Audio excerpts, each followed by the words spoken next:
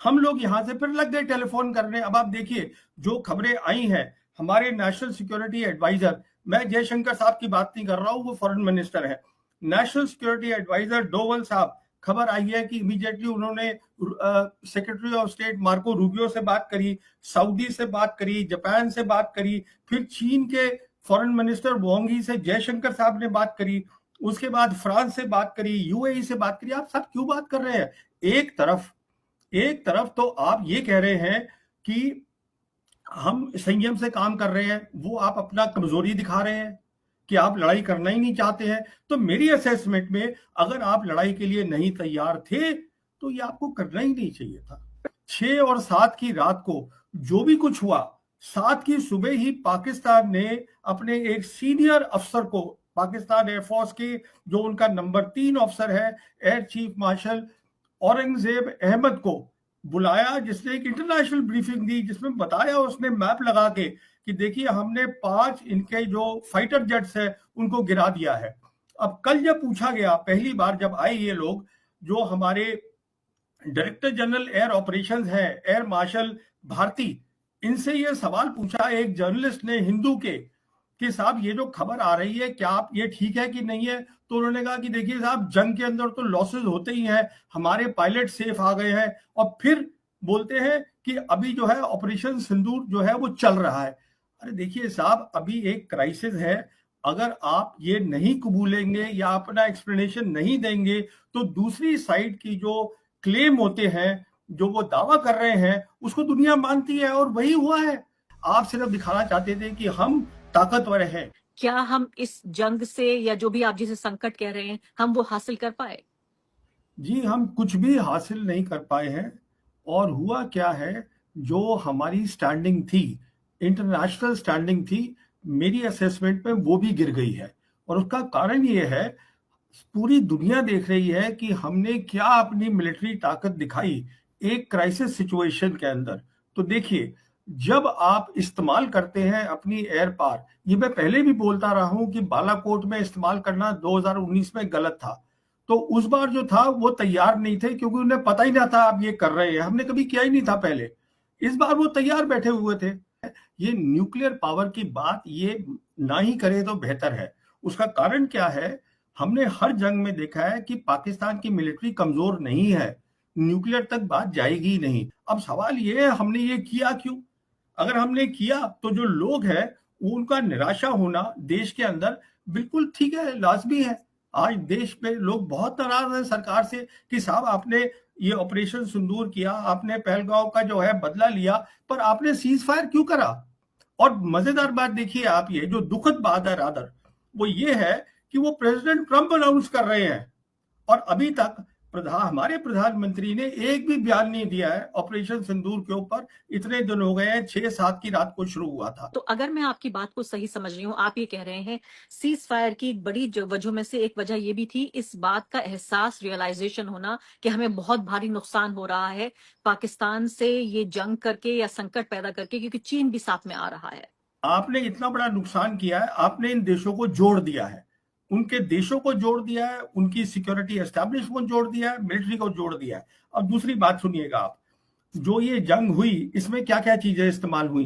Missile इस्तेमाल हुई Chinese, मैं पाकिस्तान की बात कर रहा हूं, एयरक्राफ्ट यूज हुए चाइनीज, इलेक्ट्रॉनिक वॉरफेयर एक चीज होती है उसमें मदद मिली। क्या होता है इलेक्ट्रॉनिक वॉरफेयर? उसका मतलब होता है कि आप दुश्मन के कम्युनिकेशन को जाम कर दें और उसमें सुने भी कि वो क्या बातचीत कर रहा है। वो जो ये थे, ये इनके एयर मार्शल पाकिस्तान के, वो उसकी क्लिप सुना रहे थे, वॉइस रिकॉर्डिंग सुना रहे थे वहां इंटरनेशनल मीडिया को। उसके बाद क्या होता है, उनकी बेदू सैटेलाइट सिस्टम है, उसकी मदद मिली इनको। तो ये सब बातें तो पहले पता होनी चाहिए था ना। गलत फहमी है इन लोगों के दिमाग में कि पाकिस्तान जो है वो कमजोर मिलिट्री है। देखिए पाकिस्तान में बहुत प्रॉब्लम्स होंगी, पर जहां तक मिलिट्री का ताल्लुक है वो हमेशा हमारे साथ उन्होंने compete किया है। इस बात को समझना है। अगर आपको कन्वेंशनल वॉर में आप compete कर रहे हैं तो न्यूक्लियर वेपन की बात कहां से आ गई?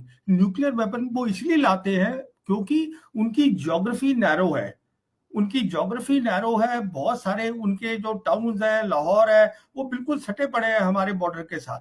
तो वो इसलिए लाते हैं कि कहीं अचानक कुछ हो जाए तो उनको पता होना चाहिए हमारे पास न्यूक्लियर वेपन है, पर वो इस्तेमाल नहीं करेंगे कभी भी, क्योंकि उनको जरूरत ही नहीं है। और अब तो आप देख लीजिए ना, चीन उनके साथ खड़ा हुआ है।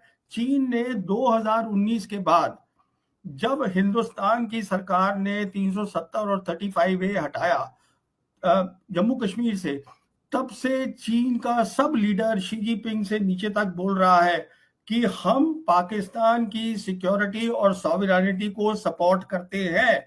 आप इसका मतलब क्यों नहीं समझ रहे हैं? ये मान लेना कि हम जाके उनको अंदर से घुस के मार देंगे और वो चुप बैठे रहेंगे, तो ये तो गलत बात है ना। क्योंकि देखिए उसका कारण क्या है, 34 साल से उनका प्रॉक्सी वॉर चल रहा है, 34 साल से, 1991 से। अगर आप में ताकत होती, आप खुद सोचिएगा, आपके व्यूअर्स सोचे, अगर हम में ताकत होती तो बंद ना कर देते ये। आप सिर्फ दिखाना चाहते थे कि हम ताकतवर हैं, तो उसने रिस्पॉन्स दे दिया आपको। जब आप देखते हैं तो मुझे ये बताइए, आप क्या खोया क्या पाया? हमने पहली बात, मिलिट्री के मायने से हमने अपने इंडियन एयरफोर्स की और कमजोरियां दिखा दी। अब मैं उसका यहाँ बयान नहीं करना चाहता हूँ इस समय, क्योंकि जैसे हमने वहां बालाकोट में दिखाई थी कि हमारी इलेक्ट्रॉनिक वॉरफेयर बहुत अच्छी नहीं है, यहाँ हमने बहुत सारी और दिखाई है, पहली बात। दूसरी बात, हमने ये दिखा दिया मिलिट्री टर्म्स में कि हमारी मिलिट्री की प्लानिंग और उससे पहले वॉर एप्रिसिएशन, ये देखना कि हमारा दुश्मन कौन है, हम उसमें भी चूक गए बिल्कुल। इसका मतलब हमारी जो पूरी सिक्योरिटी एस्टैब्लिशमेंट है उसमें चूक गई। तीसरी बात, अभी इंटरनेशनल कम्युनिटी ने देखा कि साहब वो कह रहे हैं 5 प्लेन उन्होंने गिरा दिए, ये कुछ बोल ही नहीं रहे हैं। अब आप मुझे बताइए, क्या अमेरिका नहीं सोचेगा? पहली तीसरी बात कि मैं अगर इसको बना रहा हूं, अमेरिका बना रहा है इंडिया को as a military bulwark against China, तो वो सोचेंगे कि क्या इसको बनाना चाहिए। एक बात, नेक्स्ट बात, अगली बात सुनिए, वो जो डोनाल्ड ट्रंप है वो अब ये बोल रहे हैं कि मैं दोनों मुल्कों के साथ ट्रेड करूंगा बराबर का, पाकिस्तान हिंदुस्तान के साथ, और मैं कश्मीर मसले में दोनों का की मदद करना चाहता हूं, क्योंकि उनको पाकिस्तानियों ने बोला है कि साहब ये मसला कश्मीर का है। अब हम तो ये अभी तक ये कह रहे थे ना, जब से मोदी सरकार आई है और 2019 से, कि हमारा अटूट अंग है और हमें पीओके लेना है, तो साहब लीजिए ना पीओके, उसके लिए पहले ताकत बनाइए। तो मिलिट्री टर्म्स में आपका लॉस हुआ, प्रेस्टीज का लॉस हुआ, और सबसे बड़ी बात, एक धक्का लगा है हिंदुस्तानियों को कि जो एक इमेज बनाई थी कि स्ट्रांग लीडर की, मेरे ख्याल पे अब लोग बोलेंगे नहीं डर के मारे, पर वो इमेज कहाँ रह गई है। और जहां तक आपने बात करी टेलीविजन चैनल, इंफॉर्मेशन वॉर, उन्होंने तो अपना एक सर्कस करी थी जो दुनिया ने देखी और दुनिया हंस रही है उसके ऊपर। आप जो है ये देखिए किस तरीके से चीन और पाकिस्तान के साथ आप बातचीत शुरू कर सकते हैं।